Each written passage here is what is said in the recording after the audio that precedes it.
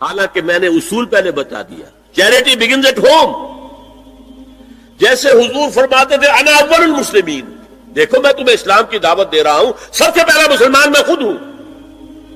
انا اول المومنین، میں تمہیں ایمان کی دعوت دے رہا ہوں، پہلا مومن میں ہوں. تو جب تک انسان اپنے کردار سے بات واضح نہ کرے تو واز جو ہے وہ مفید نہیں ہوتا، مؤثر نہیں ہوتا. لہذا سب سے پہلے بات جو کی گئی وہ کی گئی ہے حضور کی ازواج مطہرات سے. اب اس ضمن میں جو اصلاحی اعمال آئے ہیں، احکام، ان کو نوٹ کر لیجئے. ان کا آغاز ہوا ہے تدریجی اعتبار سے سورہ احزاب سے، اور سورہ احزاب سن 5 ہجری میں جو ہے نازل ہوئی ہے. ان کی تکمیل ہوئی ہے سورہ نور میں جو سن 6 ہجری میں نازل ہوئی. اور ایک بہت خوبصورت بات کہی، یہ مولانا امیر حسن اصلاحی نے مجھے بتایا کہ ان کے استاد حمید الدین فراہی نے یہ کہا کہ سورہ احزاب میں گھر سے باہر کے پردے کا بیان ہے اور سورہ نور میں گھر کے اندر کے پردے کا بیان ہے. تو اصلاحی صاحب کہتے تھے کہ اس جملے نے میری آنکھیں کھول دی اور قرآن مجید روشن ہو گیا میرے سامنے.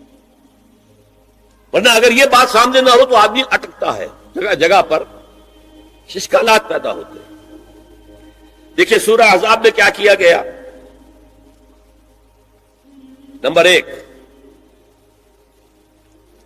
پہلے خطاب ازواج مطہرات سے، بعد میں عام کر دیا گیا. نمبر 2، بتایا گیا کہ عورت کا اصل کردار کیا ہے، اس کی اصل جگہ کیا ہے، گھر. نمبر 3، استیزان کے حکم کا آغاز ہو گیا کہ گھروں میں اجازت لیے بغیر داخل نہ ہو. لیکن یہاں بھی صرف نبی کے گھر کی بات ہوئی ہے، عام نہیں. پھر محرموں کی ایک چھوٹی فہرست ہے جو سورہ احزاب میں آ گئی ہے، اور گھر سے باہر کے پردے کا حکم آ گیا ہے. یہ سورہ احزاب میں. سورہ نور میں استیزان اب عام کر دیا، کسی بھی گھر میں داخل مت ہو جب تک اذن نہ لے لو. یہ دیکھیے تدریج، پہلے حضور کے گھروں میں داخل نہ ہو، اب کسی بھی گھر میں داخل نہیں ہو سکتے بغیر استیزان کے. اور احادیث مبارکہ میں اتنی سختی آئی ہے، میں بعد میں آپ کو بتاؤں گا. دوسرے یہ کہ گھر کے اندر پردہ جو محرموں سے پردہ ہے، محرموں سے پردہ. محرم کون ہوتا ہے یہ سمجھ لیجئے. محرم وہ ہے جس سے کبھی بھی کسی شکل میں کسی حالت میں شادی نہ ہو سکے.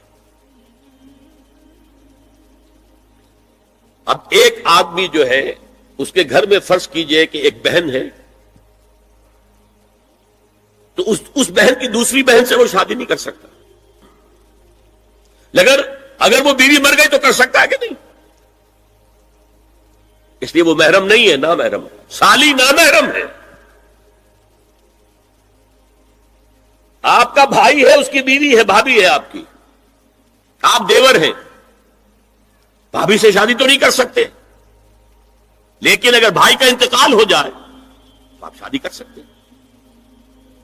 تو شادی ہو سکتی ہے تو وہ محرم نہیں ہوا، وہ نامحرم.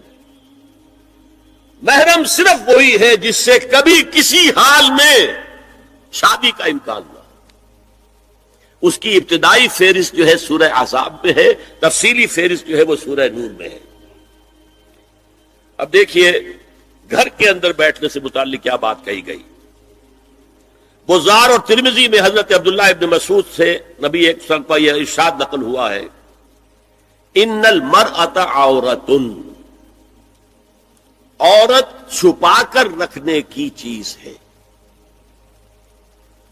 ہمارے ایک نوجوان ساتھی نے ایک دفعہ مضمون لکھا تھا بڑا پیارا. انہوں نے کہا کہ قرآن مجید میں جو اشارات ہیں،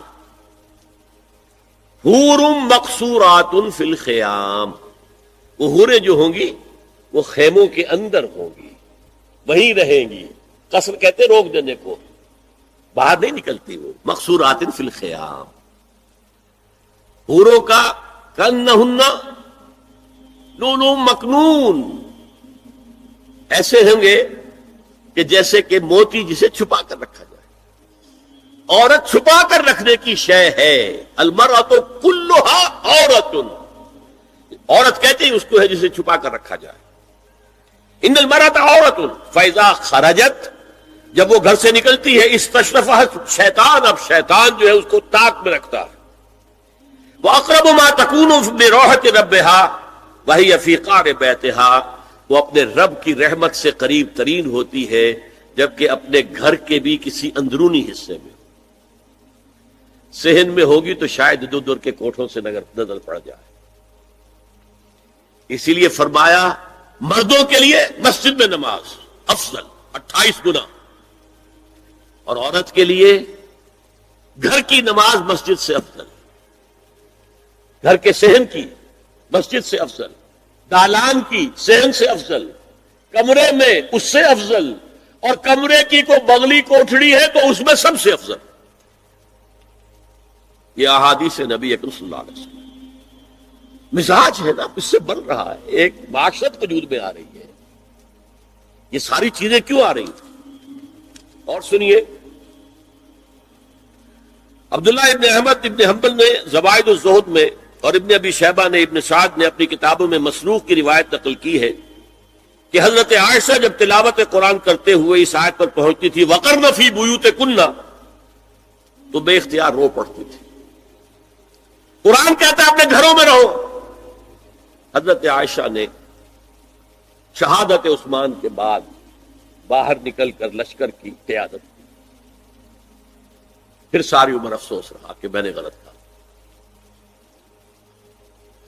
دیکھیے کیا معاملہ تھا. حضرت علی رضی اللہ تعالیٰ سے جنگ کی تھی، 10,000 آدمی ایک رات میں مرے، لیکن حضرت علی کا کردار کیا تھا؟ یہ نہیں کہ اب عائشہ شکست ہو گئی ہے تو لوڈی بنا لوں. انا للہ و انا الیہ. اتنا احترام کیا ہے، مدینے کی چند عورتوں کو ساتھ دے کر بڑے احترام سے مدینے پہنچا دیا، وہاں کی عورتوں، کوفے کی عورتوں کو ساتھ دے کر، اور صرف یہ کہا کہ آپ کی یہ ذمہ داری نہیں تھی، آپ نے یہ ذمہ داری خام خواہ لی. صرف یہ، اور کچھ کوئی ملامت. حافظ ابو بکر بزار حضرت انس سے روایت کرتے ہیں کہ عورتوں نے حضور سے عرض کیا کہ ساری فضیلت مرد لوٹ کے لے گئے، وہ جہاد کرتے ہیں، خدا کی راہ میں بڑے بڑے کام کرتے ہیں، ہم کیا عمل کریں کہ ہمیں بھی مجاہدین کے برابر اجر مل سکے؟ جواب میں آپ نے فرمایا من قعدت منکن فی بیتہا فإنہا تدرک عمل المجاہدین، تم میں سے جو شخص اپنے گھر میں بیٹھی رہے گی وہ مجاہدین کا اجر حاصل کر لے گی. یہ ایک ہوا کا رخ ہے، بتایا جا رہا ہے، یہ نظام ہے جس کو اس شکل میں دیا جا رہا ہے. اب میں چاہتا ہوں سورہ احزاب کی جو آیات ہیں ان کے حوالے سے کچھ باتیں جو حکمت دین کی ہیں اور بہت اہم ہیں وہ آپ کے سامنے آ جائیں. دیکھیے میں نے سب سے پہلے آیت پڑھی تھی لَقَدْ كَانَ لَكُمْ فِي رَسُولِ اللَّهِ أُسْوَةٌ حَسَنَةٌ. اے مسلمانوں تمہارے لیے اللہ کے رسول کی زندگی میں ایک بہترین نمونہ ہے، اسوہ حسنہ ہے. ایک بات اس میں غور طلب ہے، مردوں کے لیے تو اسوہ کامل ہے. مرد اگر سپہ سالار ہے تو اسوہ موجود ہے حضور کا، مرد اگر صدر ریاست ہے، خلیفہ ہے تو اسوہ موجود ہے رسول کا، کوئی قاضی القضات ہے تو اسوہ موجود ہے رسول کا، کوئی کسی مسجد میں خطیب ہے، امام ہے تو اسوہ موجود ہے.